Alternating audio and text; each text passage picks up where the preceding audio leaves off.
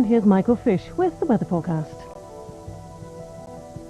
Good morning to you. I think all the people working on those elections, me too, come to that, probably going to be in the best place before long, and that's bed, because there is some pretty wet weather on the way as these weather fronts come up from the southwest, wet and fairly windy too. We've had the rain gathering during the night, 2 or 3 bands of it already working northwards, and this one down here is quite a heavy one too. In fact, there are some rumbles of thunder mixed in the channel. That rain continues to march steadily northwards across the country, or at least most parts of the country today, remaining areas during tonight. Then there's a little bit of a lull, some showers, then another area of rain coming along for tomorrow. So a weather watch for heavy rain in Wales, central and southern England, with those downpours causing some localised nasty conditions if you're out and about. The rain already into southwestern parts, as we've just seen from the radar picture. That rain moving up further north, coming up to London around the middle of the morning, late morning, up towards Manchester, into Northern Ireland at the same time.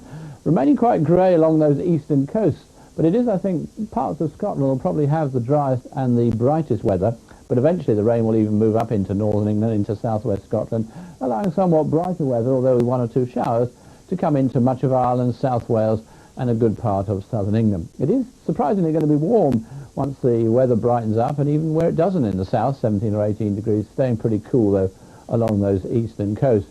During this evening and tonight, the rain continues to move northwards into Scotland, broken cloud following along behind, a fairly mild night everywhere. That's all from me for now.